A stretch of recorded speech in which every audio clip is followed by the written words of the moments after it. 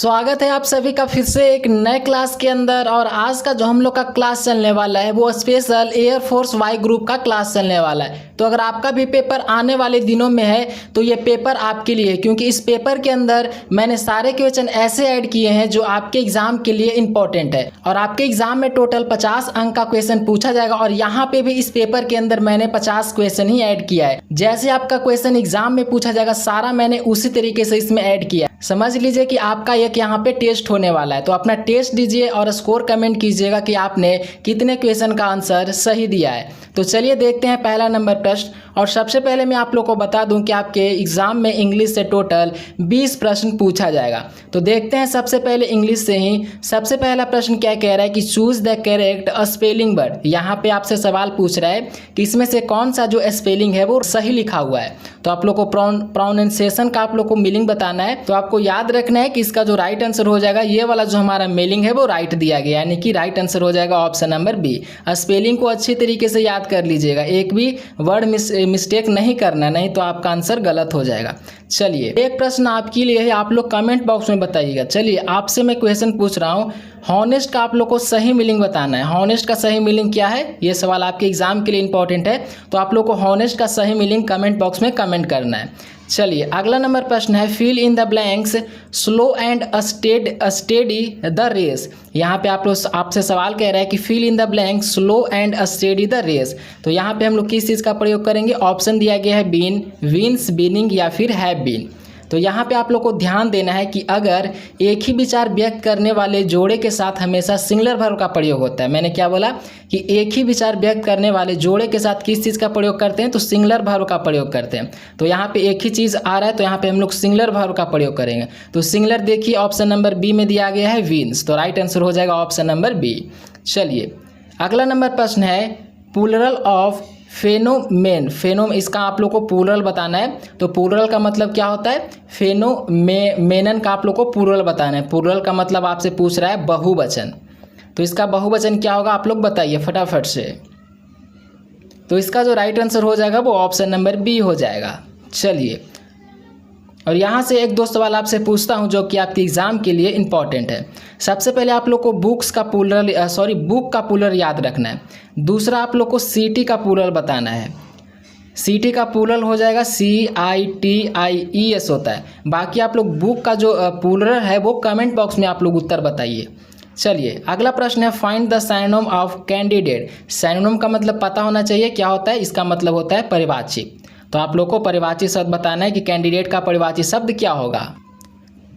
आप लोग जिस भी क्वेश्चन का उत्तर जानते हैं प्लीज़ आप लोग कमेंट बॉक्स में ज़रूर बताइएगा आंसर। तो इसका जो परिवाची शब्द हो जाएगा वो फ्रैंक हो जाएगा, जो कि ऑप्शन नंबर ए में दिया गया है। राइट आंसर हो जाएगा ऑप्शन नंबर ए हो जाएगा। चलिए 5वां नंबर प्रश्न क्या कह रहा है कि फाइंड द एंटोनिम, यानी कि आपसे विलोम शब्द पूछ रहा है। इसका विलोम शब्द आप लोग को बताना है कि क्या होगा। सवाल इंपॉर्टेंट है, आपको याद रखना है। तो इसका जो विलोम शब्द हो जाएगा वो कर्ल हो जाएगा, CRUEL, कर्ल, यानी कि राइट आंसर हो जाएगा इसका ऑप्शन नंबर बी।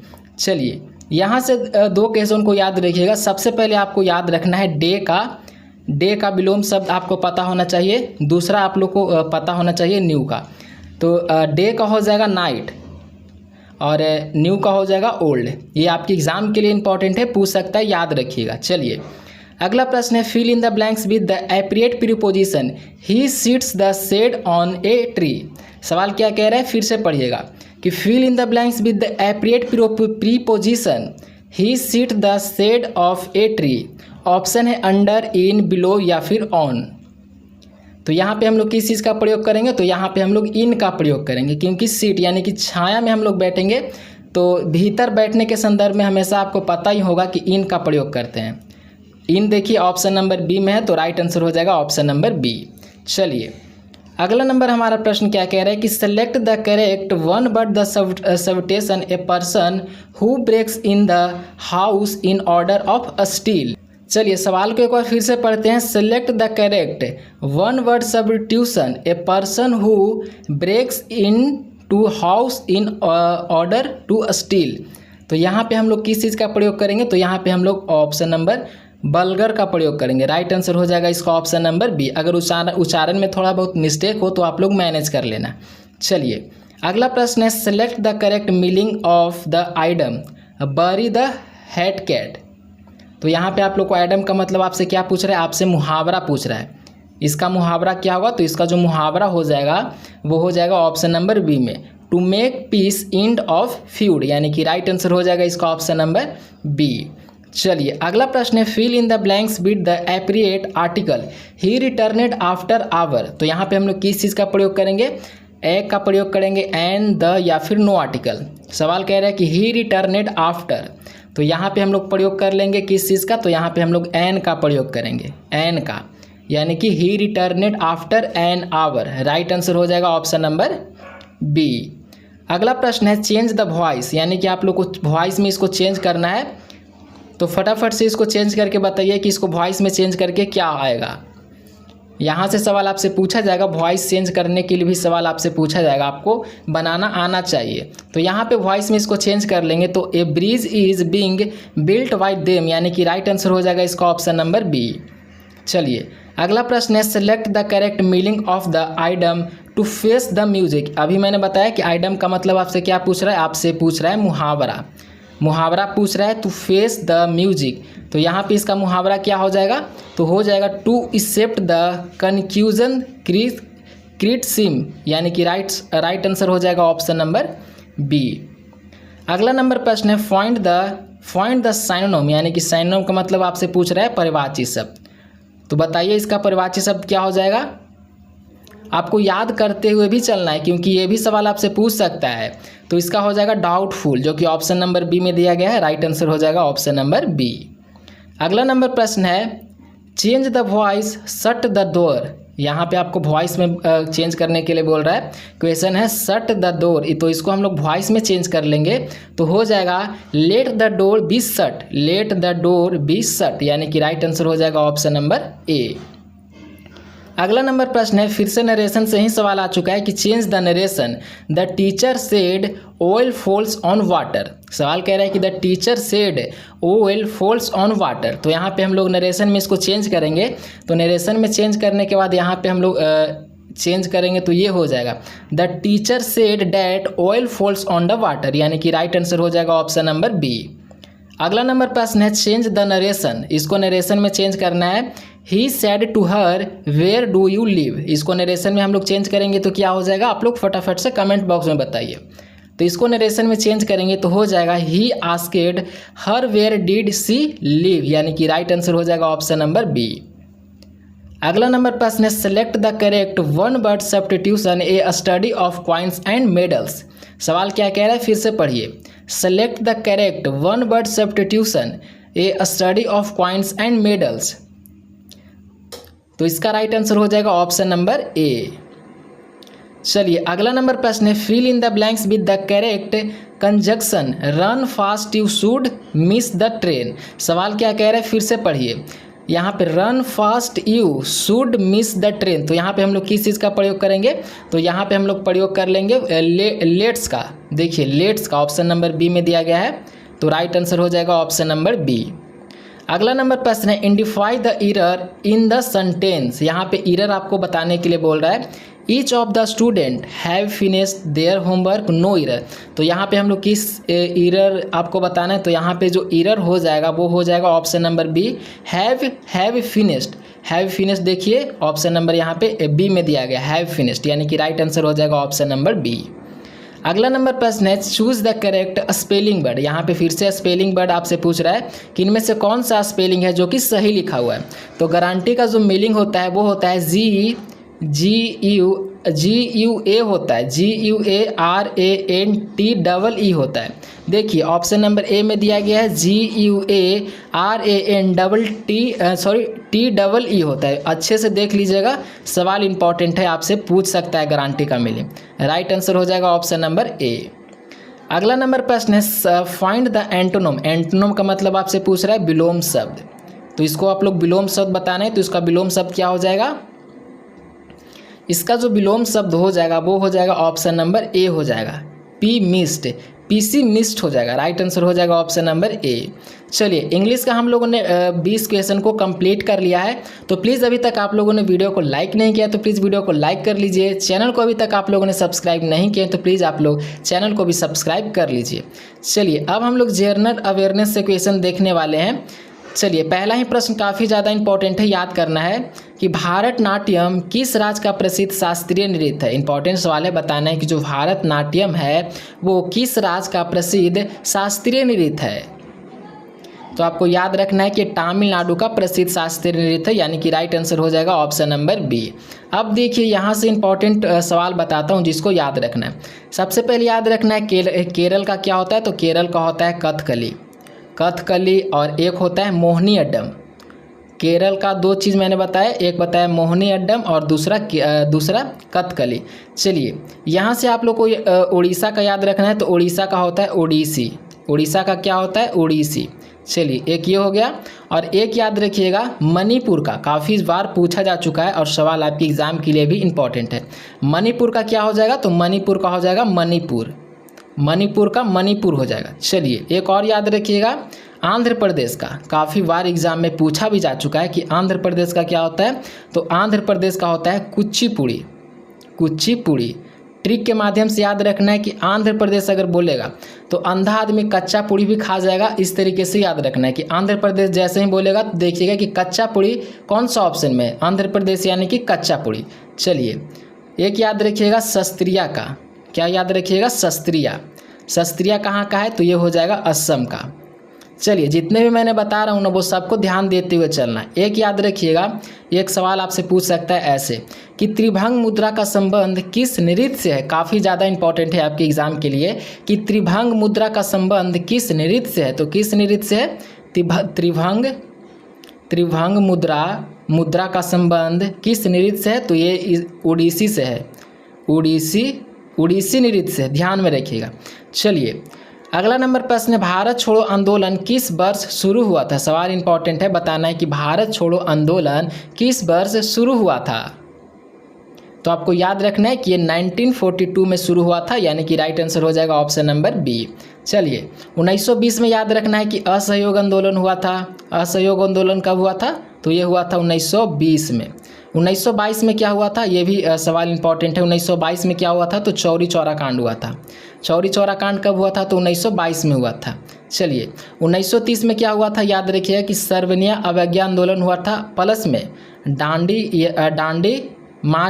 यात्रा भी 1930 में ही हुआ था, याद रखिएगा। अगला प्रश्न है पेसमेकर का संबंध शरीर के किस भाग से है। सवाल इंपॉर्टेंट है, बताना है कि पेसमेकर का जो संबंध है वो शरीर के किस अंग से है। ऑप्शन दिया गया है यकृत, गुर्दा, हृदय या फिर मस्तिष्क। तो आपको याद रखना है कि पेसमेकर का जो संबंध हो जाएगा वो किससे हो जाएगा, तो हृदय से हो जाएगा, जो कि ऑप्शन नंबर सी में दिया गया है। राइट आंसर हो जाएगा ऑप्शन नंबर सी। चलिए, यहाँ से सवाल याद रखना है कि यकृत द्वारा कौन सा रस स्रावित होता है। तो यकृत द्वारा कौन सा रस स्रावित होता है आप लोग को बताना है। तो यकृत द्वारा जो रस स्रावित होता है वो पीत रस होता है। कौन सा रस होता है, पीत रस होता है। चलिए, दूसरा सवाल याद रखिएगा, अगर पूछा जाए कि विश्व यकृत दिवस कब मनाया जाता है, तो कब मनाया जाता है, 19 अप्रैल को। विश्व यकृत दिवस कब मनाया जाता है, तो 19 अप्रैल को मनाया जाता है। देखते हैं अगला प्रश्न हमारा क्या कह रहा है। सौर मंडल का सबसे ठंडा ग्रह कौन सा है। सवाल को याद रखना है कि सौर मंडल का जो सबसे ठंडा ग्रह है वो कौन सा है। ऑप्शन दिया गया है वरुण, अरुण, शनि या फिर मंगल। तो उत्तर आप लोग कमेंट बॉक्स में बताइएगा कि इसका राइट आंसर क्या होगा। तो इसका राइट आंसर हो जाएगा अरुण, जो कि right answer option number B में दिया गया है। चलिए, 25 नंबर प्रश्न है भारतीय संविधान सभा के अस्थाई अध्यक्ष कौन थे। ये भी सवाल इंपॉर्टेंट है, बताना है कि भारतीय संविधान सभा के अस्थाई अध्यक्ष कौन थे। ऑप्शन है BR अम्बेडकर, डॉक्टर राजेंद्र प्रसाद, सच्चिदानंद सिन्हा या फिर पंडित जवाहरलाल नेहरू। तो आप लोग उत्तर कमेंट बॉक्स में बताने का कोशिश कीजिएगा। इसका राइट आंसर हो जाएगा डॉक्टर राजेंद्र प्रसाद, जो कि right answer option number B में दिया गया है। Right answer option number B. चलिए, अगला नंबर प्रश्न है दक्षिण भारत की सबसे लंबी नदी कौन सी है जिसे ब्रीद गंगा भी कहते हैं? सवाल क्या कह रहा है कि दक्षिण भारत की सबसे लंबी नदी कौन सी है जिसे ब्रीद गंगा भी कहा जाता है? ये भी सवाल इंपॉर्टेंट है, आपको याद करना है। ऑप्शन दिया गया है कृष्णा, कावेरी, गोदावरी या फिर नर्मदा। तो आपको याद रखना है कि ब्रीद गंगा किसे कहते हैं, तो ब्रीद गंगा हम लोग कहते हैं गोदावरी को, गोदावरी को ब्रीद गंगा कहते हैं। राइट आंसर हो जाएगा ऑप्शन नंबर सी। चलिए सवाल यहाँ से बता रहा हूँ, उसको याद कर लेना है। कृष्णा नदी का सहायक नदी कौन सा है? आप लोग को बताना है कि कृष्णा नदी का सहायक नदी कौन सा है। तो आप लोग को बताना है कि कृष्णा नदी का जो सहायक नदी हो जाएगा वो तुंगभद्रा हो जाएगा। कौन सा नदी हो जाएगा? तुंगभद्रा नदी। चलिए दूसरा याद रखना है कि नागार्जुन सागर बांध किस नदी पे बना है? ये भी सवाल इंपॉर्टेंट है कि नागार्जुन सागर बांध है किस नदी पे बना है? तो ये बना है कृष्ण नदी पे। कौन सी नदी पे बना है? तो कृष्ण नदी पे बना हुआ है। चलिए अगला प्रश्न है, विश्व बैंक का मुख्यालय कहाँ स्थित है? सवाल को याद रखना है कि विश्व बैंक का जो मुख्यालय है वो कहाँ स्थित है। ऑप्शन दिया गया है जनेवा, वाशिंगटन डीसी, न्यूयॉर्क या फिर पेरिस। तो आपको याद रखना है कि विश्व बैंक का जो मुख्यालय है वो कहाँ है। आपको याद रखना है कि ये वाशिंगटन डीसी में है, जो कि ऑप्शन नंबर बी में दिया गया है। राइट आंसर हो जाएगा ऑप्शन नंबर बी। अगला नंबर प्रश्न है, स्वतंत्र भारत के अंतिम गवर्नर जनरल कौन थे? सवाल ये भी इंपॉर्टेंट है, बताना है कि स्वतंत्र भारत के जो अंतिम गवर्नर जनरल थे वो कौन थे। तो ये हो जाएंगे श्री राजगोपालाचारी, जो कि right answer option number B में दिया गया है। अगला नंबर प्रश्न है, संतोष ट्रॉफी का संबंध किस खेल से है? सवाल इंपॉर्टेंट है, बताना है कि संतोष ट्रॉफी का जो संबंध है वो किस खेल से है। ऑप्शन दिया गया है हॉकी, फुटबॉल, क्रिकेट या फिर बैडमिंटन।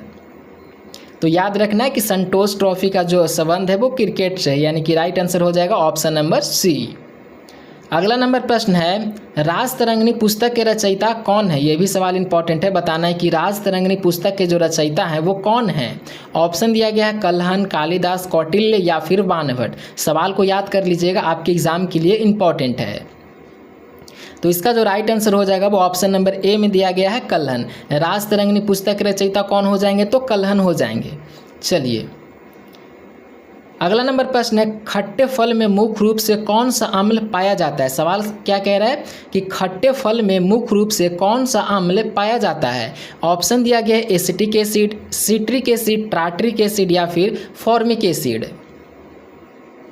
तो आपको याद रखना है कि खट्टे फल में जो पाया जाता है वो सिट्रिक एसिड पाया जाता है, जो कि ऑप्शन नंबर बी में दिया गया है सिट्रिक एसिड। चलिए अब यहाँ से याद रखना है, अगर पूछा जाए कि एसिटिक एसिड किस में पाया जाता है, तो आप लोग को बताना है कि एसिटिक एसिड जो पाया जाता है वो सिरका में पाया जाता है। एसिटिक एसिड किस में पाया जाता है? तो सिरका में पाया जाता है। ये फॉर्मिक एसिड किस में पाया जाता है? तो ये पाया जाता है लाल चींटी में। फॉर्मिक एसिड किस में पाया जाता है? तो ये पाया जाता है लाल चींटी में, और मधुमक्खी में भी फॉर्मिक एसिड ही पाया जाता है। चलिए अगला नंबर प्रश्न है, राष्ट्रीय विज्ञान दिवस कब मनाया जाता है? ये भी सवाल इंपॉर्टेंट है, बताना है कि राष्ट्रीय विज्ञान दिवस कब मनाया जाता है। ऑप्शन है 28 फरवरी, 22 मार्च, 5 सितंबर या फिर 14 नवंबर। तो आप लोग कम से कम देख के भी उत्तर कमेंट बॉक्स में बताइएगा, इससे आपको याद होगा। इसीलिए मैं कमेंट बॉक्स में कमेंट करने के लिए आंसर बार बार आप लोग को बोलता हूँ। इसका right answer option number A हो जाएगा 28 फरवरी। चलिए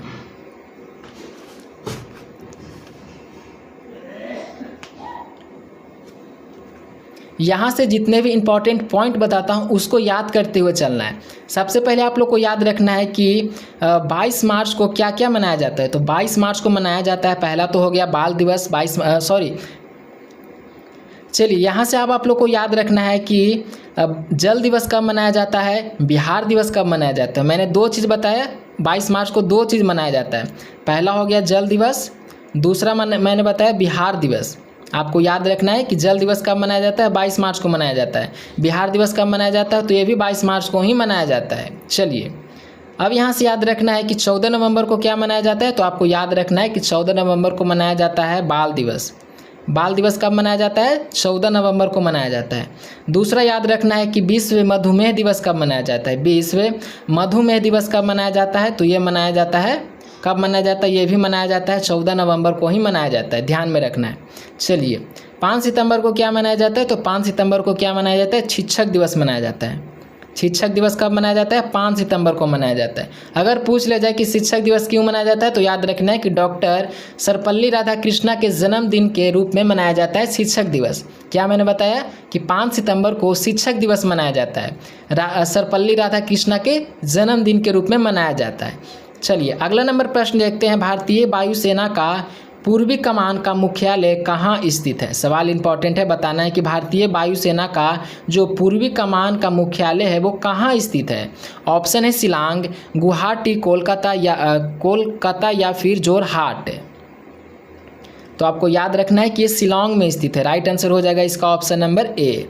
याद रखिएगा आप लोग कि वायुसेना दिवस कब मनाया जाता है, काफ़ी इंपॉर्टेंट प्रश्न है। तो ये मनाया जाता है 8 अक्टूबर को। वायुसेना दिवस कब मनाया जाता है तो 8 अक्टूबर को मनाया जाता है। चलिए अगला प्रश्न है, प्रसिद्ध सुंदरबन राष्ट्रीय उद्यान किस राज्य में स्थित है? सवाल को याद रखना है कि प्रसिद्ध सुंदरबन राष्ट्रीय उद्यान किस राज्य में स्थित है। ऑप्शन है असम, पश्चिम बंगाल, उड़ीसा या फिर बिहार। तो आपको याद रखना है कि इसका राइट आंसर हो जाएगा option number B. Option number B हो जाएगा पश्चिम बंगाल। प्रसिद्ध सुंदरबन राष्ट्रीय उद्यान किस राज्य में है तो पश्चिम बंगाल में है।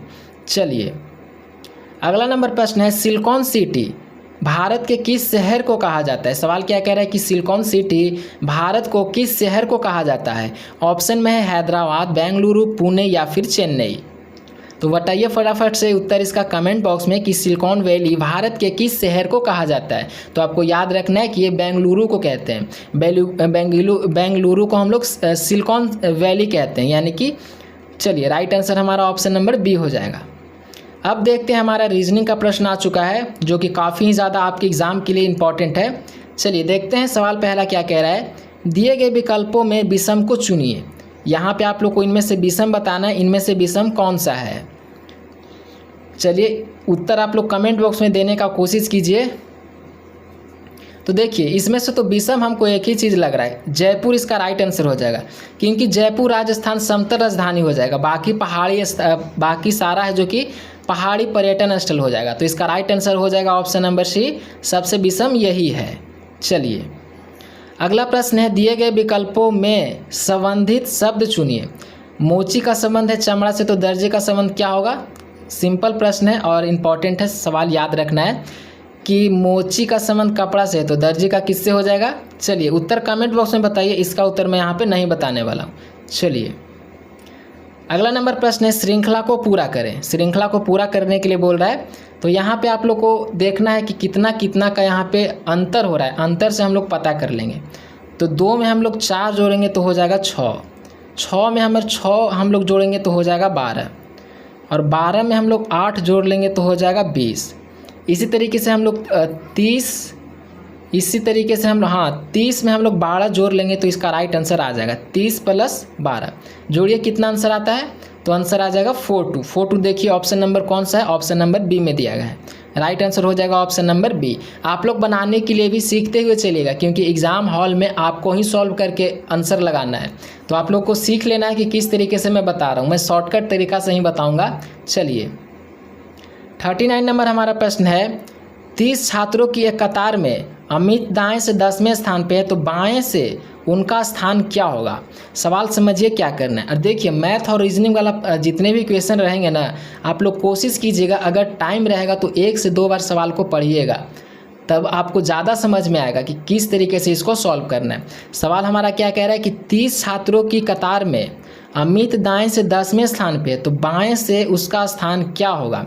चलिए बाएं से उसका स्थान पूछ रहा है, तो इसको निकालने के लिए सिंपल से मैं आप लोग को तरीका बता देता हूँ। जब भी ऐसा क्वेश्चन पूछा जाए तो कितना कह रहा है 30 छात्र, तो सबसे पहले 30 माइनस कितना कह रहा है 10वें स्थान पे, तो माइनस में 10 कर देंगे और फिर प्लस में 1 कर देंगे। अब इसको सॉल्व कीजिएगा, राइट आंसर आ जाएगा। राइट आंसर हो जाएगा 21। देखिए ऑप्शन नंबर बी में दिया गया है, राइट आंसर हो जाएगा 21। तरीका आप लोग सीख लीजिए, इस टाइप का जितने भी सवाल पूछा जाएगा उसको आप लोग सॉल्व कर दीजिएगा। चलिए अगला नंबर प्रश्न है, यदि आप दक्षिण दिशा की ओर मुँह करके खड़े हैं और इतना डिग्री घूम जाते हैं तो आपका मुख किस दिशा में होगा। सवाल समझिए क्या कह रहा है कि यदि आप दक्षिण दिशा की ओर मुँह करके खड़े हैं और इतना पर घूम जाते हैं तो आपका मुँह किस दिशा में होगा। तो देखिए हमारा मुँह हो जाएगा उत्तर की दिशा में। देखिए उत्तर ऑप्शन नंबर दिया, हाँ ऑप्शन नंबर ए में दिया गया है। राइट आंसर हो जाएगा ऑप्शन नंबर ए हो जाएगा। चलिए अगला नंबर प्रश्न है एम एन का भाई है, ओ एम की पिता है, तो पी ओ की माता है, तो एन का पी से क्या संबंध होगा। रिलेशन से क्वेश्चन आ चुका है और यहाँ से आपकी एग्जाम में भी सवाल पूछा जाएगा। सवाल क्या कह रहे हैं कि एम एन का भाई है, ओ एम की माता है, तो पी ओ की माता है, तो एन का पी से क्या संबंध है। चलिए संबंध आपको बताना है कि एन का पी से क्या संबंध हो जाएगा। तो इसका जो संबंध हो जाएगा वो पोता और पोता या पोती का हो जाएगा, यानी कि राइट आंसर हो जाएगा ऑप्शन नंबर ए हो जाएगा। चलिए 42 नंबर हमारा प्रश्न क्या कह रहा है कि यदि कूट भाषा में सन को 5-4 लिखा जाता है तो मून को क्या लिखा जाएगा। ये भी सिंपल प्रश्न है, देखिए इसको कैसे सॉल्व करना है। सवाल कह रहा है कि यदि कूट भाषा में एस यू ओन को इतना लिखा जाता है तो मून को क्या लिखा जाएगा। इसका सॉल्व करने का तरीका क्या है, सबसे पहले आप लोग को देखना है मून। देखिए मून कितवें स्थान पे आता है, इसको सॉल्व करने के लिए मैं आप लोग को बताता हूँ। देखिए एम कितने स्थान पे आता है, एम आता है 13वें पे, ओ कितने पे आता है, ओ आता है 15 पे, फिर ओ आता है 15 पे, एन कितवें स्थान पे आता है, एन आता है हमारा 14 पे। अब सबको ऐड कीजिए, ऐड करने के बाद आंसर आ जाएगा। आंसर कितना आ जाएगा 5-7। देखिए 5-7 कोई ऑप्शन में है, ऑप्शन नंबर ए में दिया गया है।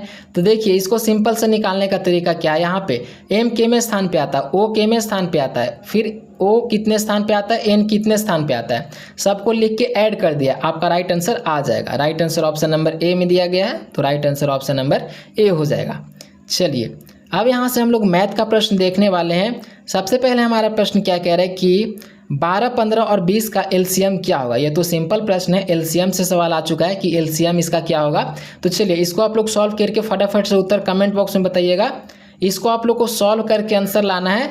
देखिए इतना आंसर आप लोग को लाना है, आप लोग सॉल्व करके इतना आंसर ले आइएगा तो समझ जाइएगा कि हमारा बनाया हुआ सही है। चलिए ये सवाल आपके लिए है, आप लोग बनाइएगा।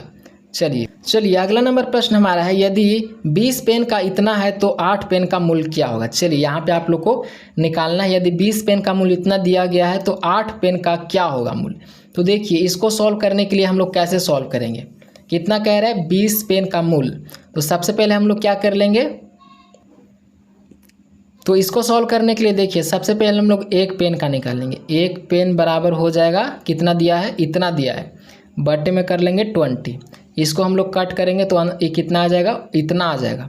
अब इतना करने के बाद अब कितना पेन का कह रहा है, 8 पेन का, 8 पेन का, तो इतना आया था और 8 पेन का निकालना है। बस आपका आंसर आ चुका है, आप लोग इसको कर लीजिए, आपका आंसर आ जाएगा। देखिए ऑप्शन नंबर कितना में है, ऑप्शन नंबर ए में दिया गया है, राइट आंसर हो जाएगा ऑप्शन नंबर ए। अगला प्रश्न है, चलिए इसको प्रतिशत में बदलने, इसको प्रतिशत में आपको बदलना होगा। तो प्रतिशत में बदलने के लिए भी काफ़ी सिंपल तरीका है। देखिए इतना को प्रतिशत में बदलने पर क्या मान प्राप्त होगा।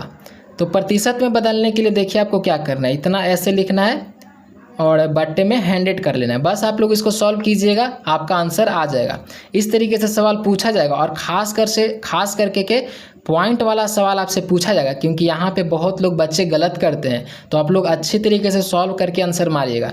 इसको आप लोग सॉल्व कीजिएगा तो आंसर आ जाएगा 15%। देखिए ऑप्शन नंबर ए में दिया गया है, तो राइट आंसर हो जाएगा ऑप्शन नंबर ए। 46 नंबर प्रश्न है, प्रथम 4 अभाज्य संख्या का योग। यहाँ पे आप लोग को योग बताना है कि प्रथम 4 अभाज्य संख्या का योग क्या होगा। तो सबसे पहले आप लोग को पता होना चाहिए कि अभाज्य संख्या कितना कितना होता है। तो देखिए जो खुद से कटे उसे हम लोग अभाज्य करते हैं। देखिए अभाज्य संख्या हमारा हो गया 2 हो गया, 3 हो गया, 5 हो गया, 7 हो गया, ये सारा हमारा अभाज्य संख्या है। 4 बोल रहा था, मैंने यहाँ पे 4 अभाज्य संख्या को लिख दिया है। और भाज्य संख्या यहाँ पे बोलता तो भाज्य संख्या हमारा होता है 2, 4, 6, 8, ये सब हमारा भाज्य हो गया और ये हमारा अभाज्य हो गया। तो हम लोगों से अभाज्य पूछा जा रहा है। तो हमारा अभाज्य संख्या हो गया 2, 3, 5, 7। अब इसका योग पूछ रहा है तो इसको हम लोग ऐड कर देंगे। 4 अभाज्य संख्या बोल रहा था, यहाँ पे मैंने 4 को लिख दिया है, सबको ऐड करके आंसर आ जाएगा। आंसर आ जाएगा 17, जो कि right answer option number A में दिया गया है। यहीं पे अगर भाज्य बोलता तो भाज्य लिख करके जोड़ देते हैं, सिंपल। चलिए 47 नंबर प्रश्न है, पढ़िए क्या कह रहा है सवाल कि इतना किलोमीटर प्रति घंटा की चाल से चल रही गाड़ी 10 सेकंड में कितनी दूरी तय करेगी। चलिए ये भी सवाल सिंपल है, आप लोग को यहाँ पे दूरी तय करेगी, यानी कि इसमें आपको दूरी निकालना है। तो सबसे पहले आप लोग को चाल बराबर सूत्र पता होना चाहिए। चाल बराबर सूत्र क्या होता है, चाल बराबर होता है दूरी बटा समय, तो हमारा कितना है 5 × 5/18। इसको सॉल्व कीजिएगा, आ जाएगा 15 मीटर पर सेकेंड आ जाएगा। याद रखना है कितना है, अब इसको सॉल्व करने पर 15 मीटर पर सेकेंड। अब यहाँ से हम लोग को क्या कर रहे हैं, दूरी, तो दूरी बराबर आप लोग को निकाल लेना है। दूरी कितना है 15 × कितना दिया गया 10 सेकेंड, तो 10 से मल्टीप्लाई कर लेंगे, राइट आंसर आ जाएगा। देखिए ऑप्शन नंबर मीटर में आएगा आंसर, याद रखिएगा। मीटर देखिए ऑप्शन नंबर ए में दिया गया है, तो राइट आंसर हो जाएगा ऑप्शन नंबर ए। चलिए अगला नंबर प्रश्न है, इतना में खरीदी गई वस्तु को इतना में बेचने पर कितना % लाभ होगा। चलिए लाभ से आपसे सवाल पूछ रहा है कि इतना में खरीदा गया और इतना में बेचने पर लाभ कितना, लाभ प्रतिशत क्या होगा। तो इसको देखिए, इसको निकालने के लिए भी सिंपल है। सबसे पहले इसको और इसको हम लोग माइनस कर लेंगे। माइनस करके कितना आ जाएगा, लाभ हमारा आ जाएगा माइनस करके 125, इतना हमारा लाभ आ गया। अब क्या कह रहा है कि प्रतिशत लाभ, प्रतिशत में निकालने के लिए देखिए प्रतिशत कितना है 125 आया, बटे में कितना दिया गया, इतना दिया गया, बटे में हम लोग टोटल डाल देंगे, बटे में 100 कर लेंगे। अब इसको सॉल्व कीजिएगा, आ जाएगा कितना आ जाएगा 25% आ जाएगा। Option number right answer option number B हो जाएगा। चलिए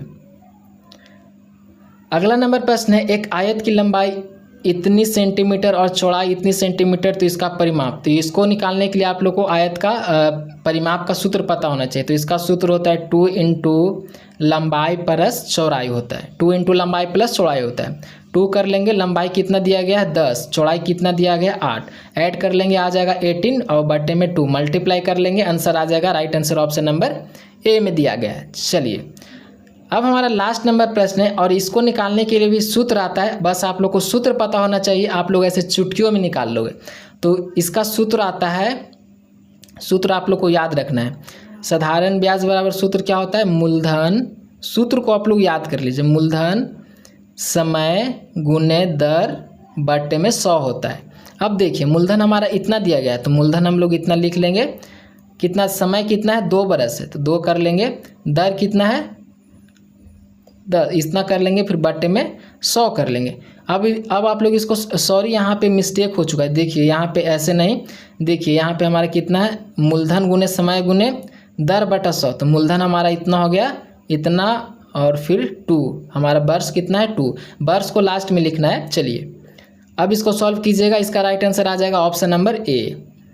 चलिए मैंने सूत्र बता दिया है, सूत्र से आप लोग ऐसे चुटकियों में निकाल सकते हो। चलिए तो हम लोगों ने आज के सारे ही क्वेश्चन को कंप्लीट कर लिया है। तो आप लोग कमेंट करके बताइएगा, अगर आप लोग इसका नेक्स्ट पार्ट देखना चाहते हो तो पार्ट 2 कमेंट कर दीजिएगा। और क्लास को अभी तक आप लोगों ने लाइक नहीं किया तो प्लीज़ क्लास को लाइक करके चैनल को सब्सक्राइब कर लीजिए।